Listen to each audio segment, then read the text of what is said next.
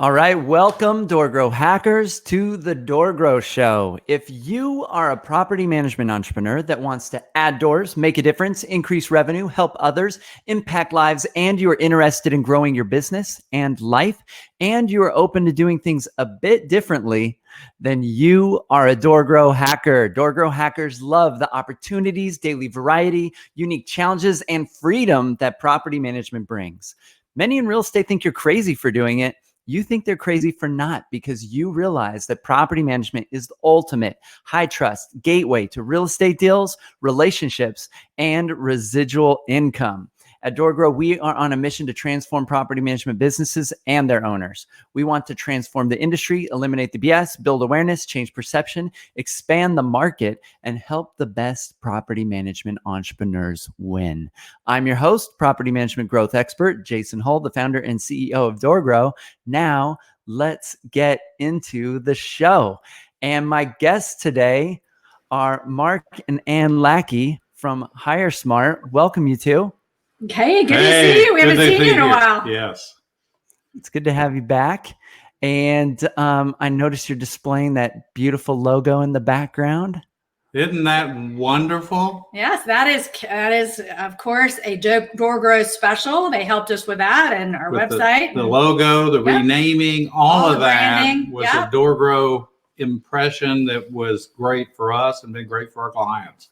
Yeah, I like it. So cool. So we're going to be talking about property management growth strategies after COVID-19. And so this coronavirus is just starting to sort of clean itself up. I just road trip from Pennsylvania to Austin over the course of multiple days, and people were not wearing masks anymore. We were eating at restaurants. It was awesome. It was like we were back to having freedom again. And most places are open here in Austin. I went to the hardware store yesterday, though. Everyone was wearing masks, and I felt like I was in trouble. Like I felt like I was like, I thought we were over this already, but apparently not at Home Depot. So some places are, some places aren't. I think the national chains and the national stores have to accommodate the lowest common denominator nationally. And so they've got rules in place for everything. But so what are we chatting about today? Well, first of all, I want to make sure everybody understands we are broker owners ourselves. We manage doors in Atlanta. So that's nearly 200 doors here in Atlanta and have since 2005 for other people and for ourselves since 2001. And so, we've been talking a lot about to our friends who are in property management business. We're, of course, NARPA members and affiliates and affinity partners with them. And so we hear a lot around the nation of kind of different things. And just like your trip from Pennsylvania, right? You saw different parts of the country where things were more open than others.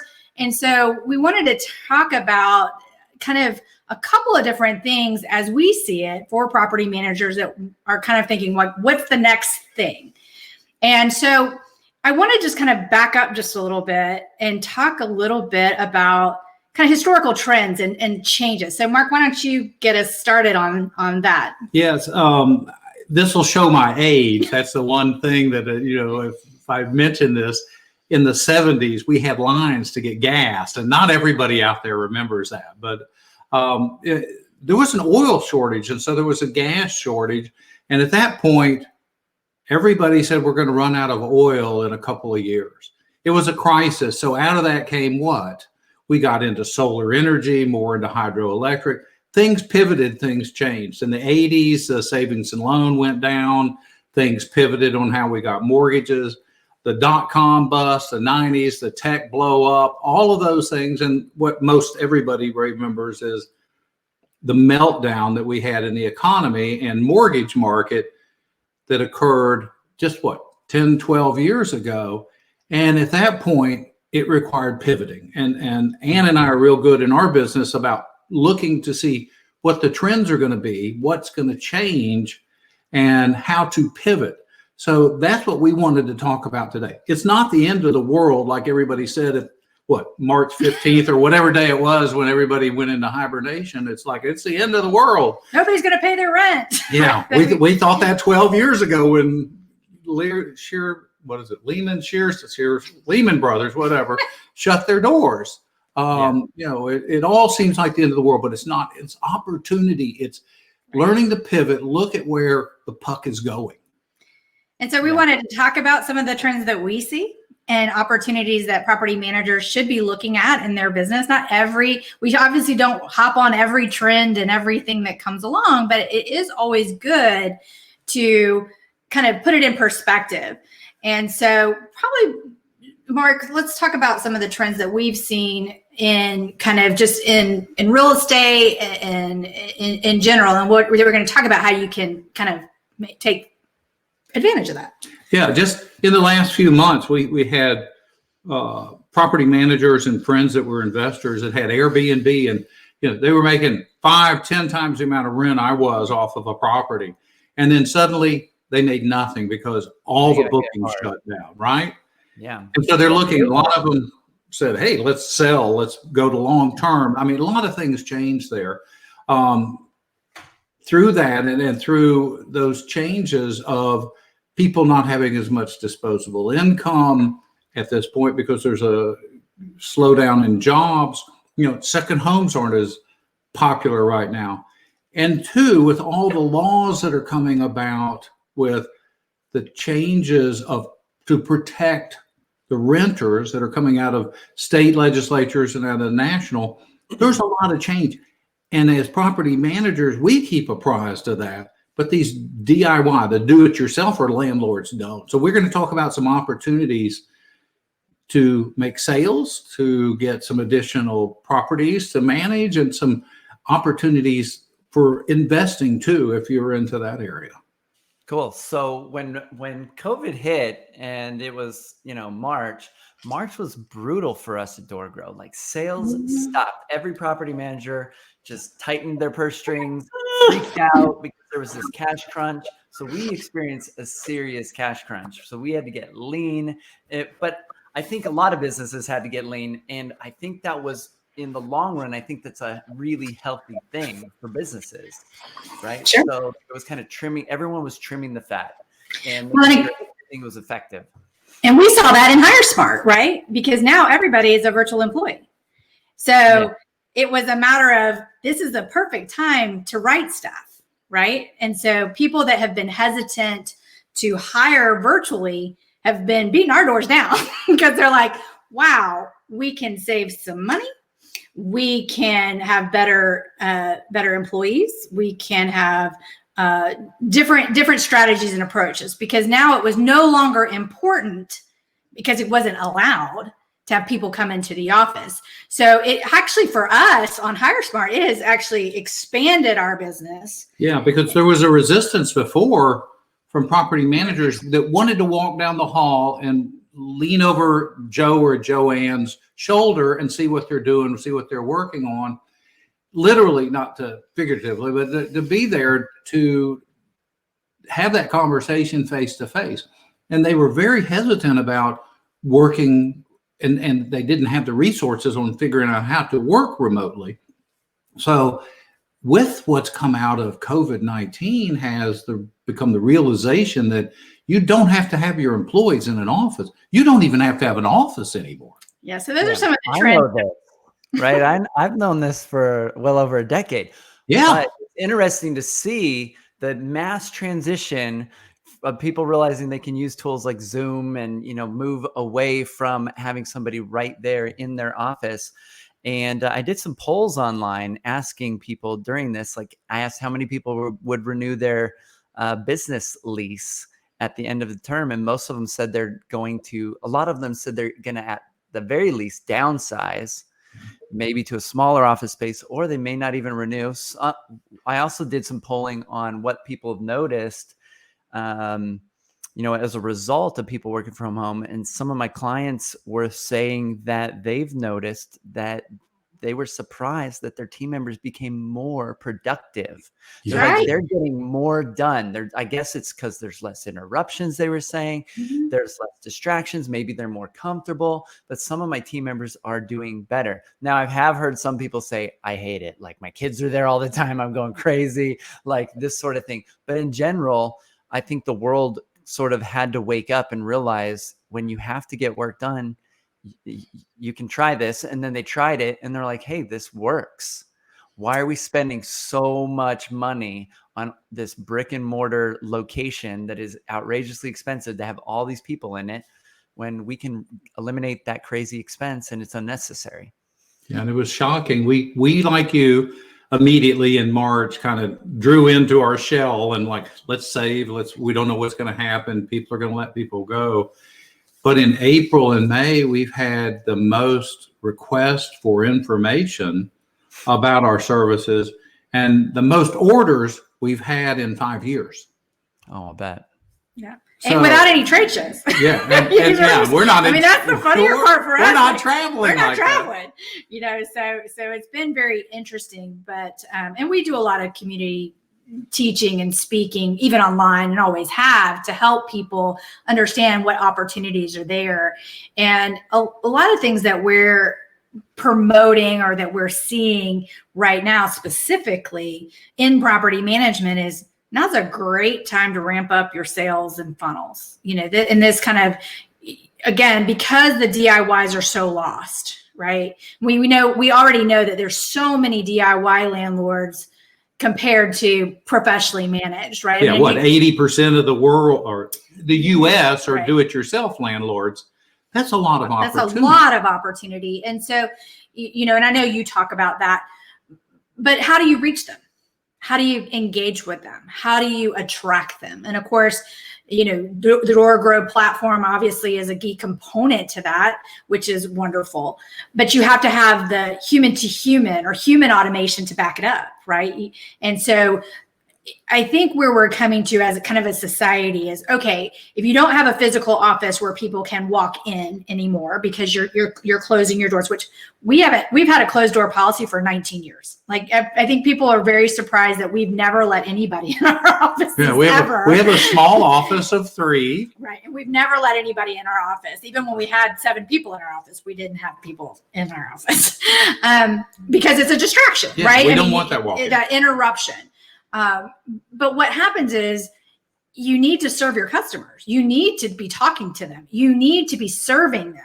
And now the residents and owners don't just want to be served 9 to 5. Like, we're seeing that they want answers 7 o'clock at night, 8 o'clock at night, when they're online, when they have questions, they would like to have some interaction with someone from your office. Well, how do you do that cost effectively? Well, of course, we have the solution, a full-time dedicated virtual employee that works the second shift or a split shift is there to take care of chat. They're there to answer the questions and help people, guide them on applications.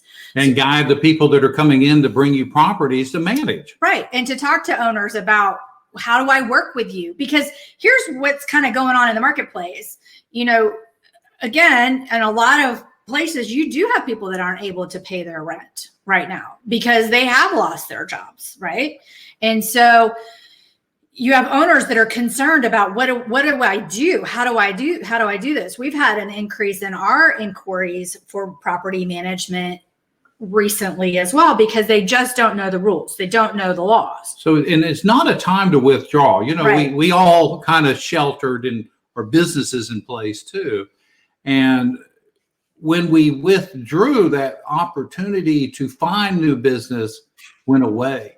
The companies, the far-sighted, future-thinking property managers, business owners, and the brokers that are now looking at making some investments, not just sitting on their dollars, but actually making some investments in the right people, the right tools, business development people to help grow the business, doing outreaches. You know, one thing that we were talking about just the other day was, you know, we should, and we haven't done this yet, but we should have a seminar that we invite all the DIY landlords to share with them all the fears of all the new laws like scare them that have come out. So to scare the bejeebers out of them, I'll make it, you know, PG.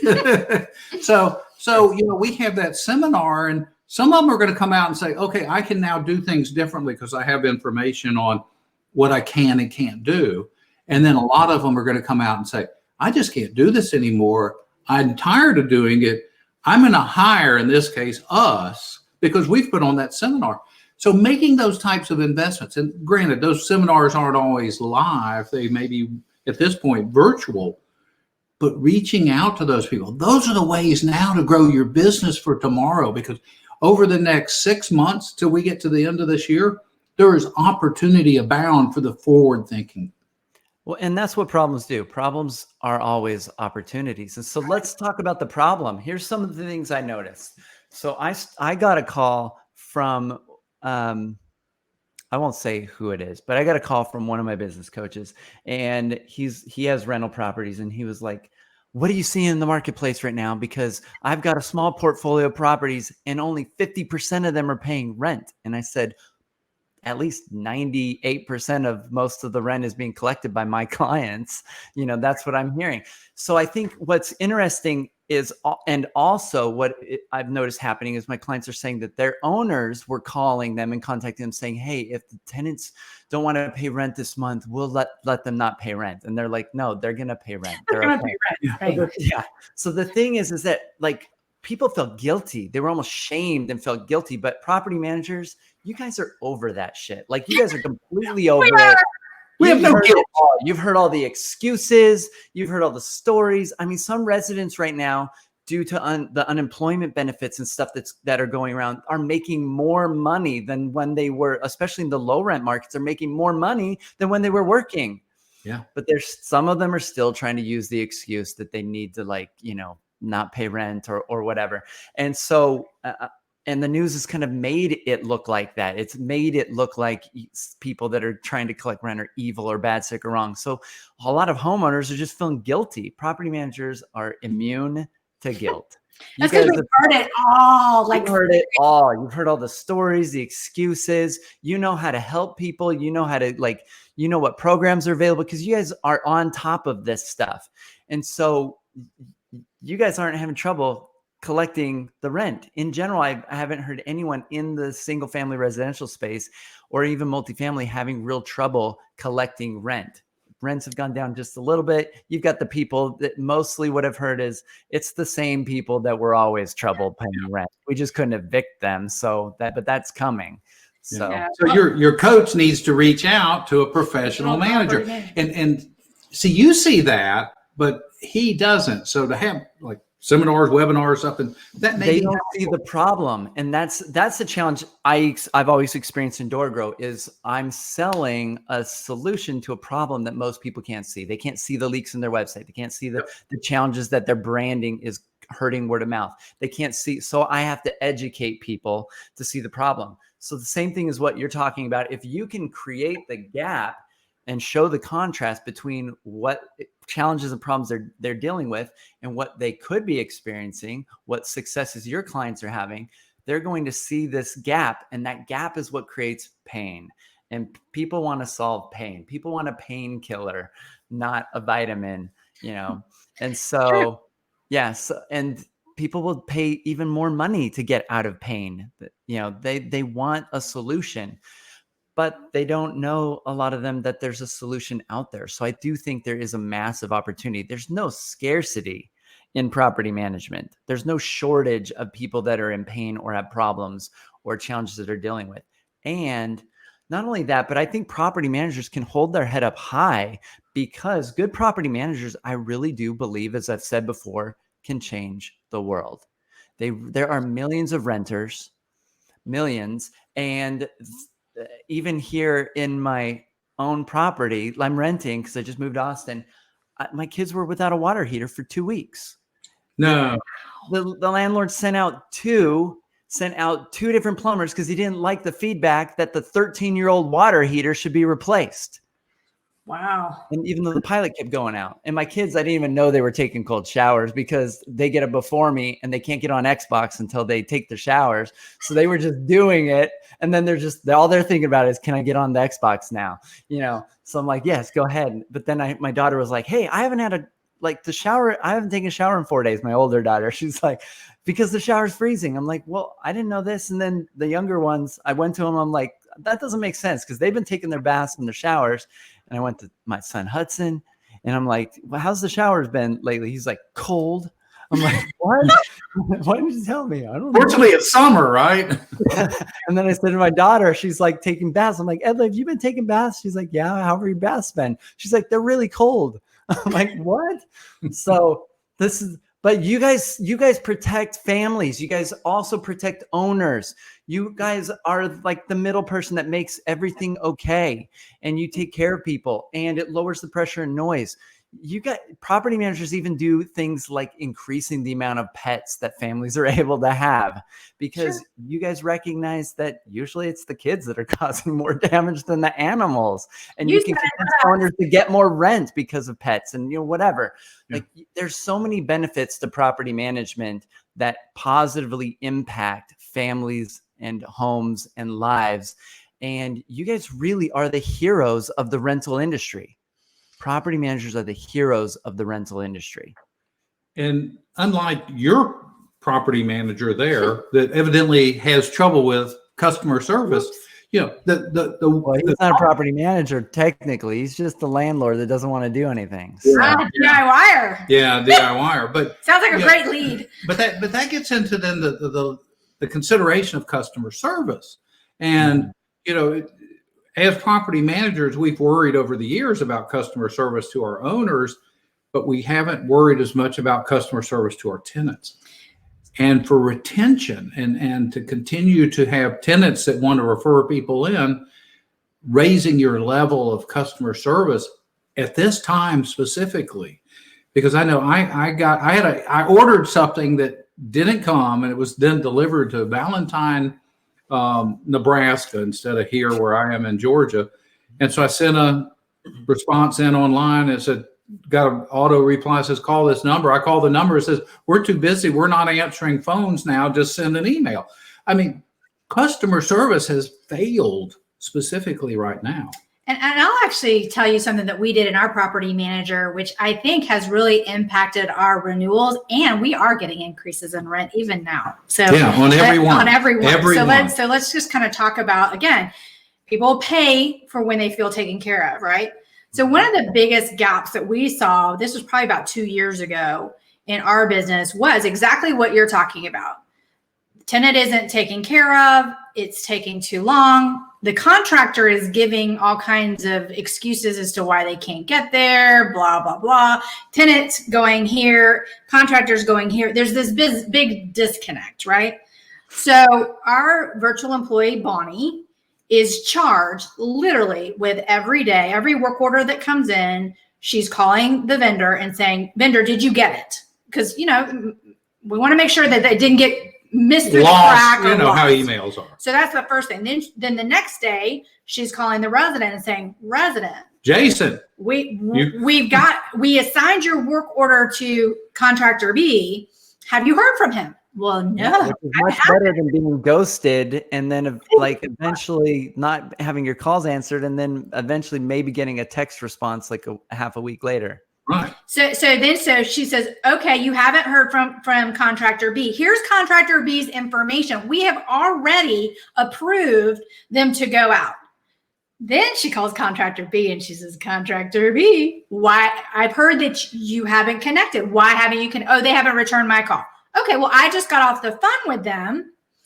They're available, call them, and they're expecting your call. So she closes that loop, which is, that handoff, because we assume contractor B is doing his job, and we assume tenants never, wrong. They never have changed their phone numbers or anything else, right? And then the contractor goes out like he did to you and assesses the work, and many times there's not a follow-up. So what does Bonnie do then? So Bonnie, as soon as she gets the date that it was supposed to be scheduled from either the tenant or contractor B, she follows up the next day and says, my understanding is that contractor B was supposed to be there yesterday. Did they show up? Jason, did they take care of your water heater for you? Are you satisfied with the repair? And Jason says, no, they no, didn't fix I it. still have. So now we have another feedback loop, right? And so this is a maintenance process that we never could have done without having a virtual employee do this, because it's too time intensive, and we need other work to be done. Then the flag goes up to tell the owner, you've got to provide hot water. Right.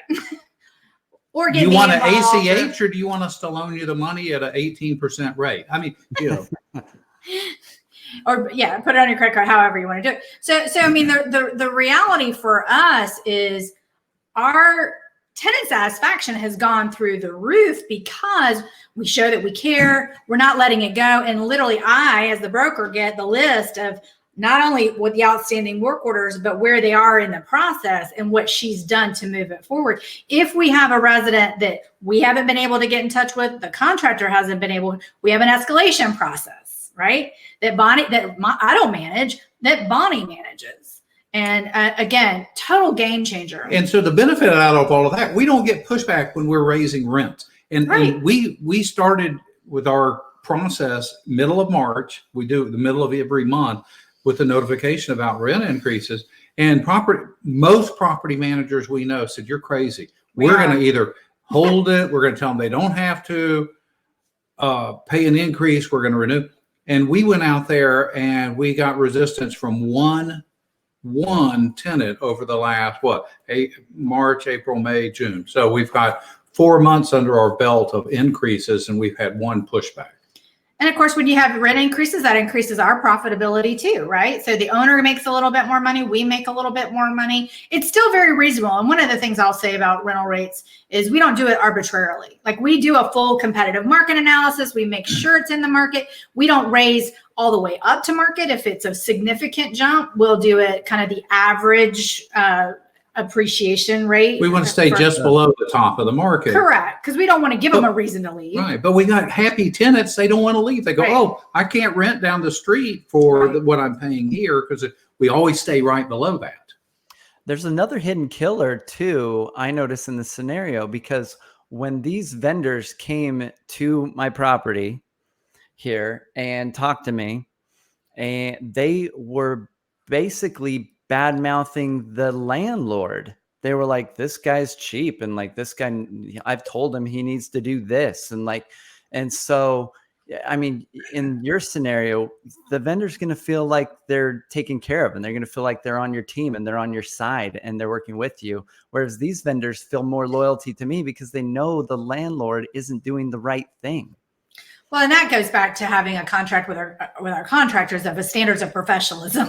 So our vendors actually sign a document that says these are our expectations to be a vendor for us, and one of them is not to badmouth us as part of that. But all these things combined give us opportunities to shine, and so we get referrals every week. People come to us and say, "We hear great things about you as a property manager."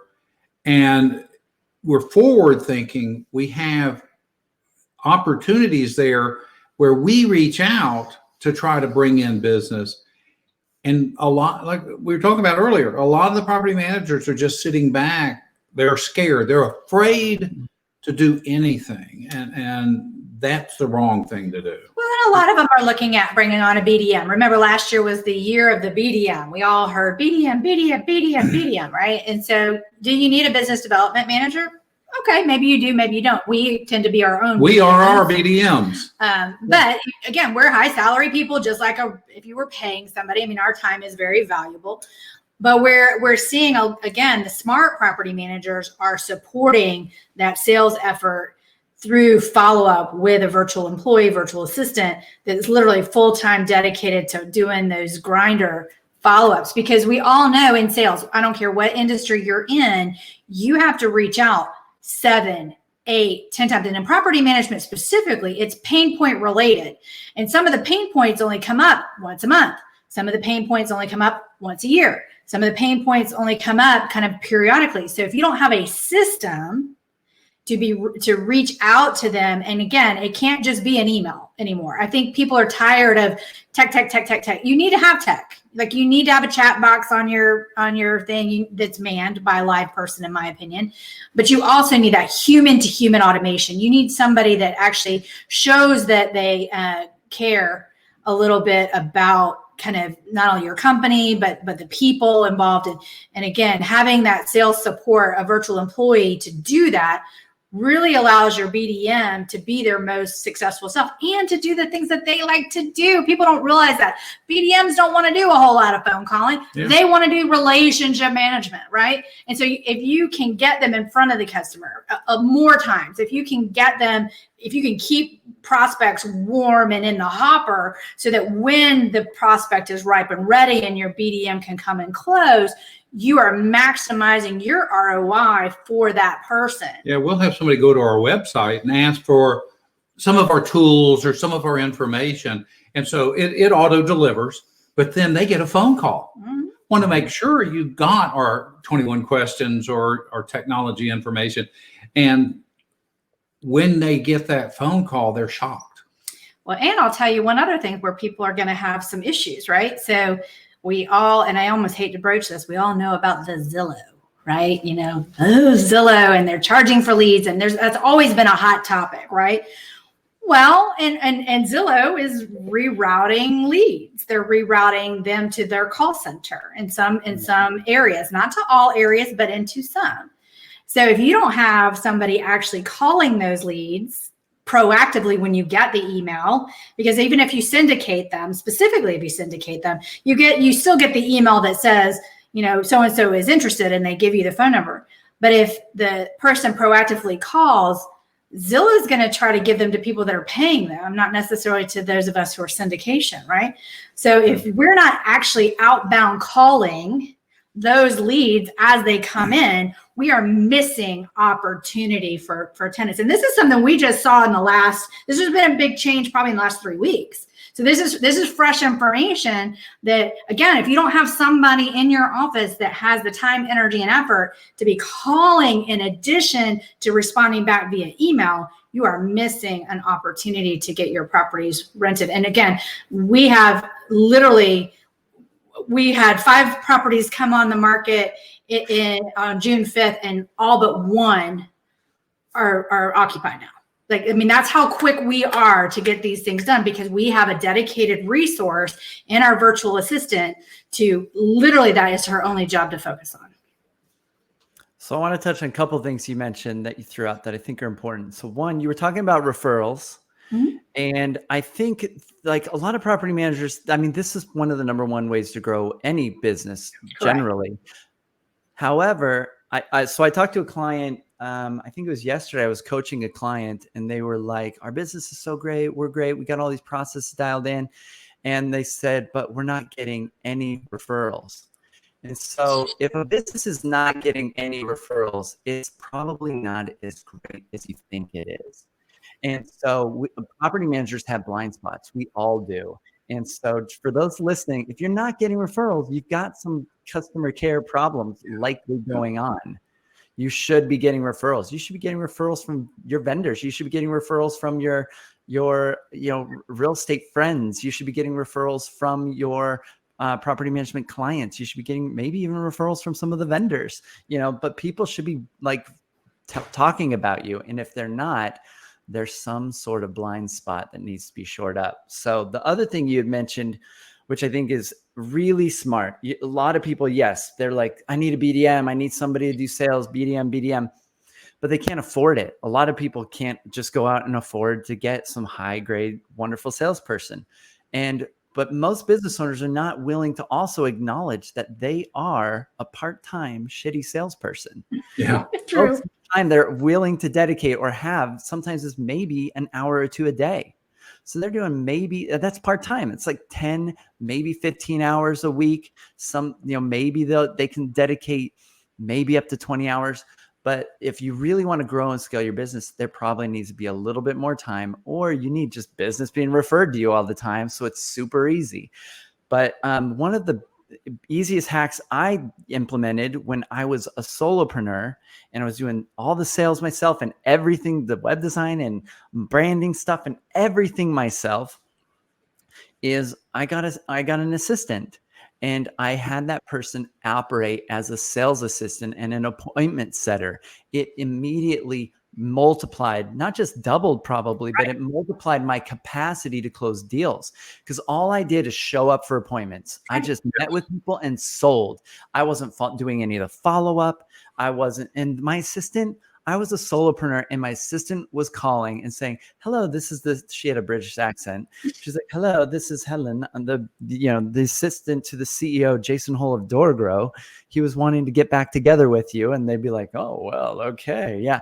And so it also set me in the mind of the prospect as, something higher than maybe I actually looked like at the time, being a solopreneur sitting at home trying to work in my living room. Right. And so there's power in having a team. And a lot of people say, I can't afford to hire anybody. Well, maybe you just need somebody that just somebody that you can start with, and they could be full-time or part-time, but they can start doing a piece of that thing that you need help with. They don't have to be able to do everything. And maybe it's the piece that you least enjoy, like maybe doing the follow-up and the cold calls and whatnot. So, well, that's a great thing about virtual assistants and virtual employees. I mean, you're looking less than $20,000 a year for full-time dedicated help. Yeah. I mean, that's a game changer. Yeah, you can't afford not to do that. And I think that that's where people kind of get sideways, and where we really help our clients in helping them define their staffing needs and what kind of person, what's the best ROI for them to bring on board first.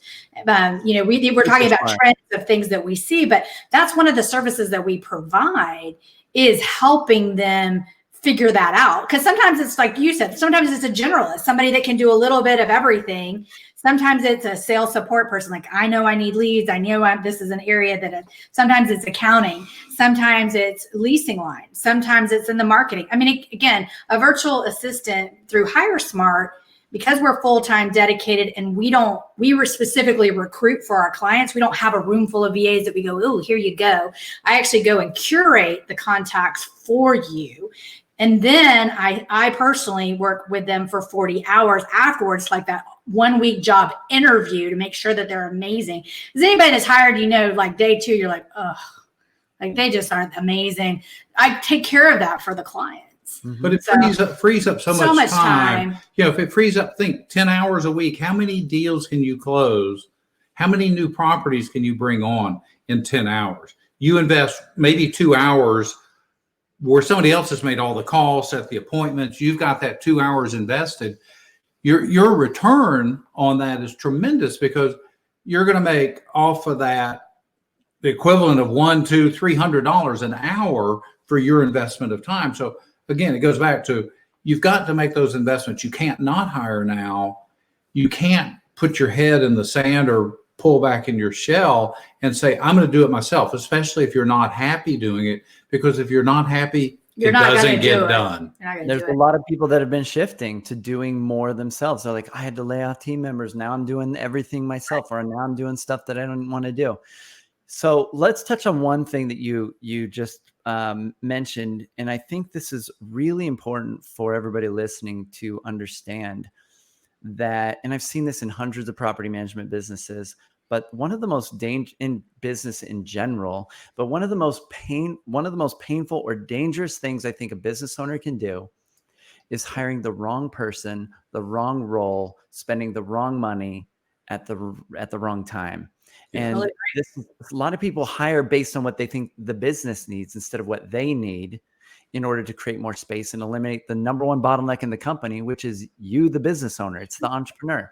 And so you taking the time to figure out what they actually need to get the best ROI is huge for them, because I've seen lots of people, they hire the wrong person they didn't need. Then now they're spending this money, or they just hire a bad person in general, which not just cost them the money they spent on that person and the time they spent to get that person, but they're now losing money in secret places. I've had team members that stole from me. I've had team members that stole time.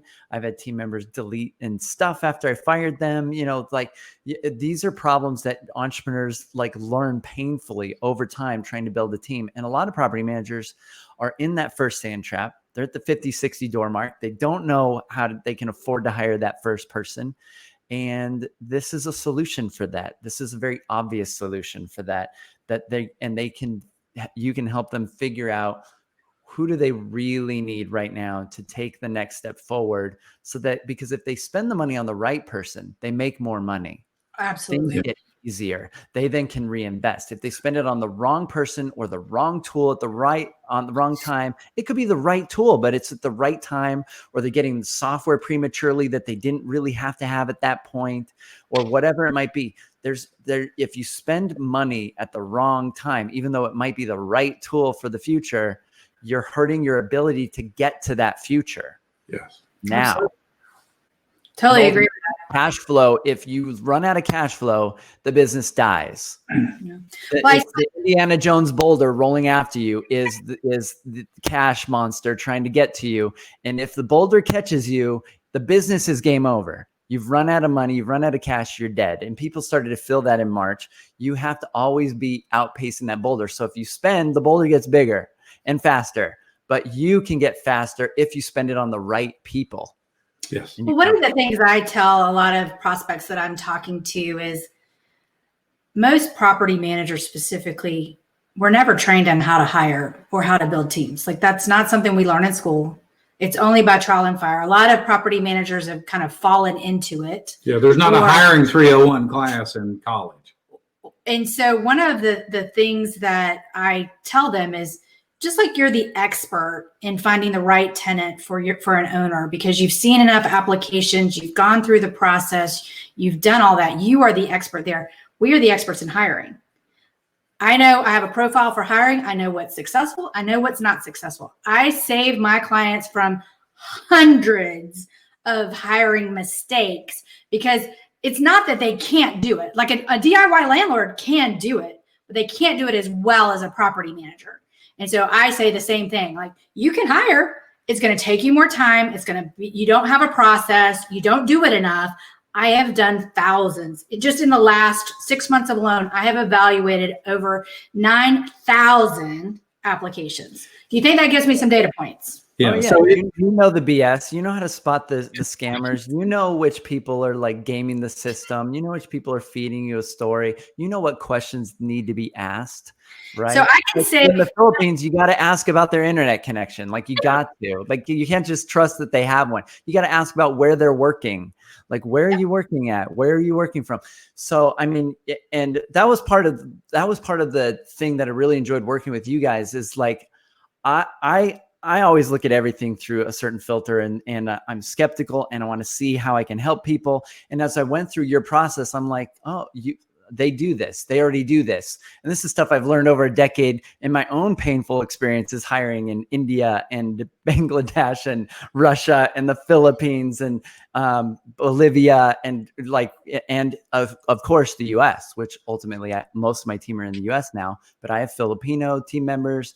And so I think I can personally like vouch for your hiring process making a lot of sense, and it's solid and it works really well because it's very similar to my own. There's so many similarities. I was like, okay, they've got this down, but you have some advantages in that you have some, and we've talked about this on the previous episode. You guys should go listen to that where we talked about their processes and some of the stuff they do, but you have vetting and background checks and stuff that people don't just have access to if they're just trying to DIY this. Yeah, it's like the difference. If you're getting married, you get the bride and the groom, and the bride wants a custom made dress, not one off the rack, and the groom really wants a tux that fits them. We are the custom dress. We are the custom tux for that couple versus walking into Neiman and pulling one off the shelf and say, oh, this looks good, or getting a dress off of a hanger and putting it on and like, oh, this almost fits. Let's go get married. Right. It looks like your dad handed you down his suit or something. Right. So that's the difference of what we do is we are custom for our client. We aren't an off the rack. Right. And the downside of that is it takes time. I mean, it takes us 3 to 4 weeks to literally curate the right people. But I always say, if you need to hire somebody, just the first person off the street, then you know what? Good luck. It's like Russian roulette. You guys are bespoke. It's bespoke hiring. Yeah. So. I mean, it again, what we do, and again, we have a guarantee and all of those things. We can back up what we're saying. Mm-hmm. But again, if you're trying to grow your property management business right now, you need to look at your staff. Because here's the other thing. not all the staff members are coming back. You may think they're coming back. They're not coming back. And so you've got to look at like, who are your top lines? Who are the ones that you've got to keep? And you need to be investing in a relationship with those people. First of all, if you're not talking to them on a regular basis, if you're not feeding them, if you're not taking care of them, you need to take care of them now. And then who's kind of your mid-tier kind of people? Like if they come back, great. If they don't, what's the impact that it's going to have? And what are the people that you really know you just need to not have come back? Yeah. And you need to deal with that pretty quickly. But our best person, we got a VA to assist that person, right, so that they could be even better at the best that they were. Right. Yeah. That's the important things that people need to take away from changes that are coming out of COVID. It's supporting your staff and letting them work at a highest and best use. And maybe that's taking away some of those phone calls and emails by hiring an assistant for them and giving you the opportunity to grow.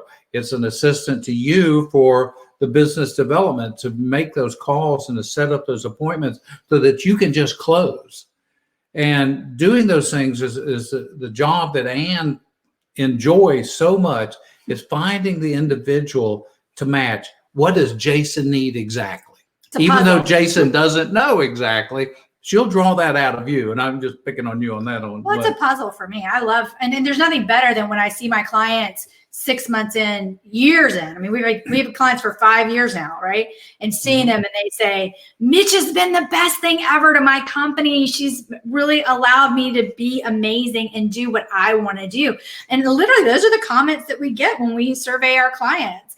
It has been a game changer if you're open and able to change. So I don't know how much time we have, but there are a couple of things that you need to look at, regardless of whether you use virtual assistants, employees, or whether you are looking at that, which are some of the challenges that come from working with a remote team. Because remember, even if you're planning to go back to an office, your staff is going to want to have more flexibility. Let's just call it what it is. Not everybody wants to commute anymore. There are some that miss being in that environment. There's a lot of us that are like, I just assume. Yeah, we're happier. Why should I spend time commuting? Why should I spend time driving to this? I think we're going to see a lot less people doing face-to-face appointments, and they'll just do it through Zoom, or they'll do it through Google Hangouts or meetings or whatever. Whatever works. But what we're finding is it is truly illuminating management problems, right?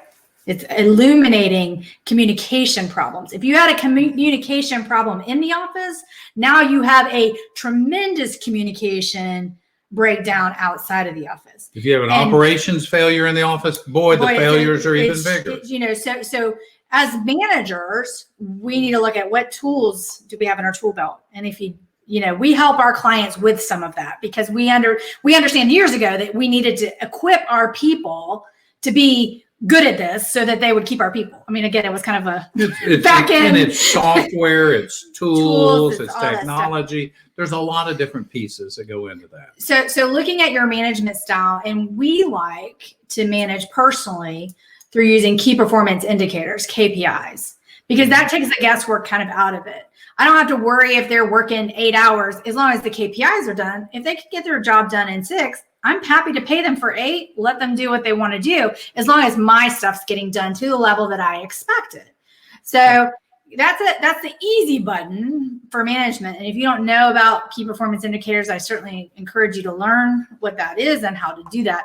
But it's one of the things that we teach our clients to do very easily. And there's some easy methodologies to do that. But we are seeing some communication breakdowns, again, from people that don't use us. And we're seeing some issues with management. Because now, again, the manager that was the nice guy that was able to get people rah in the office because he was able to see them, or she was able to see them. That's now changed, and now work is starting to degrade. They can't hide behind the curtain. They can't hide behind that personality anymore because work's not getting done. And so that is one cautionary tale that I will throw out to your listeners to say, results don't lie. They don't.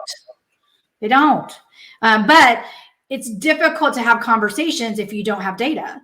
And a lot of times people don't want to track data because they think it's too difficult. And we teach our clients how to do it very simply, very easily, and very quickly because that's the other thing. You've got to be able to give feedback like daily to keep on top of it. If you wait weeks or months, you are now in this huge hole of garbage that is very difficult to get out of. Make sense? Makes sense. Cool. So. Well, it's been awesome having you here on the show. So maybe we could take just a few minutes. Let's talk about what are some opportunities right now in ways you think property managers after COVID have an opportunity to grow. We've touched on maybe doing like webinars. I think you threw out there the Airbnb. I think I had one client that added 24 doors in like a month just from former Airbnbs by just cold calling them and reaching out. Obviously you got to convince them probably to like get the furniture out of the place and see and make sure that these are good opportunities, to manage, and that it's going to rent roll effectively compared to what they're paying. Cause some of them were making a lot of money on these properties. They were. But you can offer a turnkey for that. Say, I know you've got furniture and all. I'll take care of making the donation, or I'll get the local company that buys furniture and resells it. I don't know if there's a market for that right now, but I'll get it picked up by Salvation Army or the kidney people, and you'll get the receipt. I'll take care of all of that and make it easy for you to let me manage your property, long-term rental. And the property managers that think that way are the ones that are going to be successful. And we've been seeing that happen in Airbnb, and a lot of them are coming back out of service. And one of the things we always recommend when we're consulting with clients just in general is know your avatar. Like if you're a short-term rental person and that's your avatar, then you need to create, again, a different marketing strategy around that. Like how are you going to deal with that? If your avatar is long-term rentals and you want to gain business by going after short-term to convert them to long-term, like Mark said, have a package, have a system, get your relationships put together. If you want to grow, right now, interestingly enough, we have investors that are scared to death and are selling, and we have investors that are super excited and are buying. Right? Yeah, and I do sales transactions. Right. So if the property manager doesn't have a sales component in their business, they need to have an alignment with a referral program to somebody that does sales. I mean, I'm selling 2 houses a month this year. Without marketing. Yeah, I mean, these are my investors that just say, I want to sell. I'll say, I want to make the commission, no problem. Right. So again, it's about having a strategy and being able to implement that strategy and figuring out what are the resources that you need to create that strategy. And we think using virtual employees and virtual assistants is a great way to maximize all of that, because right now it is kind of intense. If you're going to do research for short-term rentals, there's not a database you can necessarily easily pull from, right? You've got to go search for them, talk to them, so having that marketing strategy based on what it is that you want to do, having a value proposition that speaks to the pain that the person is dealing with, all is very important. But having a website that actually can capture those leads and make you look professional, which is what you guys do, is also part of that. Yeah, so you kind of have to have this well-rounded marketing plan. And then we have our VA do all the research. Right. Maybe it's calling everybody that's on Craigslist or has their ads out there and saying, hey, you may be tired of being a manager. You should go to this webinar we have coming up. Right. It's how to be a better manager, how to deal with the current law. So we can do all those invitations to get people into our webinars that then is going to show them, hey, they don't need to be doing this anymore. So there's a lot of different ways that property managers can grow their business right now, but they need to think smart and make those investments. And hire smart. And they need to hire smart. All right. Awesome. Well, hey, it's great to see you guys again. I'm glad you guys are doing well there over near Atlanta. Okay. And keep me apprised as to your next idea. So we always have them, don't we? You always have them. That's us crazy entrepreneurs. We always are coming up with new stuff. So cool. Well, I'll let you guys go and appreciate you guys coming on. Your website is www.hiresmartvas.com. All right. Thanks, Mark. Thanks, Ann. Thank you very much. Thank you, Jason. We appreciate you. All right. So awesome to have them on. So if you are a property management entrepreneur and you're wanting to add doors, you're wanting to build a business that you actually enjoy, that you love, that is built around you, this is what we do at DoorGrow. So reach out. I guarantee that we're going to make your business better in some way, shape, or form, and you're going to love it. Even if you feel like you hate it now, maybe you're thinking you want out of it, you're feeling like it's uncomfortable, you're probably just doing the wrong things in that business. And so, and you may need some VAs. That might be a solution for sure. And we can help clean up the front end of your business and help you get the business in alignment with you. So reach out, check us out at doorgrow.com, and make sure and join our Facebook group. So we've got an awesome community there of people that are helpers, that are givers, and you can get to that by going to doorgrowclub.com. And Mark and Ann are in that group, and we've got lots of other really cool property management entrepreneurs that are willing to contribute and help you out. Until next time, everyone, to our mutual growth. Bye, everybody.